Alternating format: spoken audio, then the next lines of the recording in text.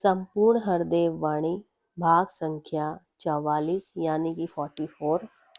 एक तू ही निरंकार रचनहार की हर एक रचना रचनहार के अंदर है। रचनहार तो अविनाशी है और ये रचना नश्वर है।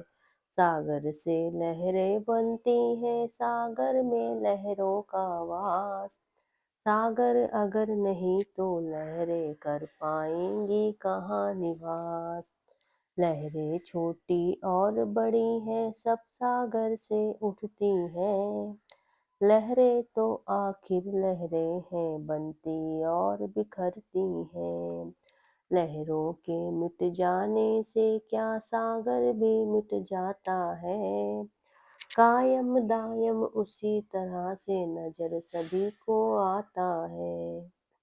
बनने और बिगड़ने वाला नश्वर है तू मान ले।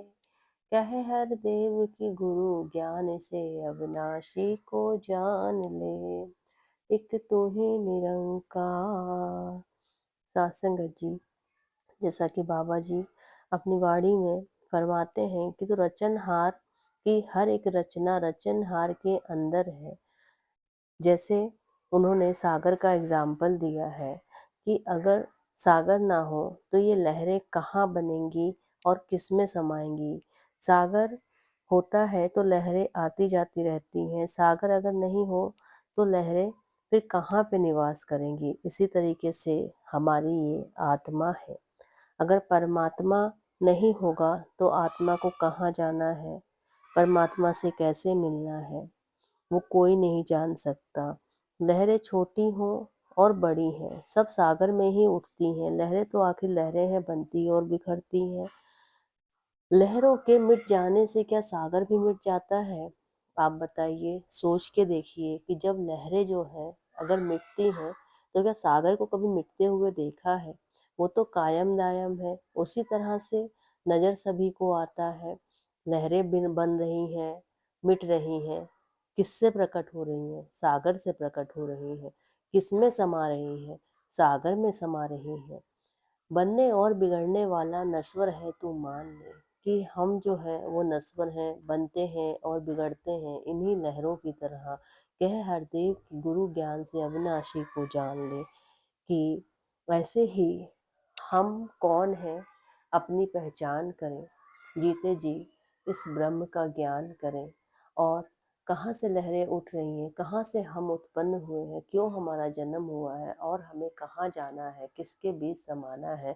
ये जीते जी हमें गुरु से ज्ञान जब मिलता है तो हम अपने निज घर को पहचान पाते हैं, क्योंकि ये तो अविनाशी है।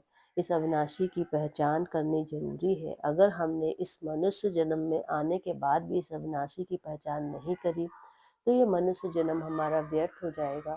यूं ही हम इसको गवा देंगे। जो हम इस झूठे संसार को सच्चाई समझ के बैठे हैं, ये क्षणिक मात्र एक सपना है, एक स्वप्न के बराबर है और कुछ नहीं है।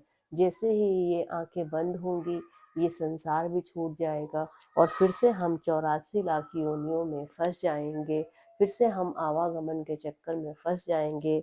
तो यही आप लोगों से प्रार्थना है कि जीते जी इस जन्म को सफल कर लीजिए और इस ब्रह्म की ज्ञान कर लीजिए, इस अविनाशी की ज्ञान प्राप्त कर लीजिए। ऐसा तभी संभव है जब एक सच्चा गुरु मिलता है और आपका मार्गदर्शन करता है। वीडियो अच्छा लगा हो तो वीडियो को ज़्यादा से ज़्यादा लाइक करें, चैनल को ज़्यादा से ज़्यादा सब्सक्राइब करें और अगर विचार अच्छे लग रहे हों तो और लोगों के साथ में भी इसको शेयर करें। इसी के साथ में मिलते हैं अपने नेक्स्ट वीडियो में। तब तक के लिए धन्यवाद, नमस्कार।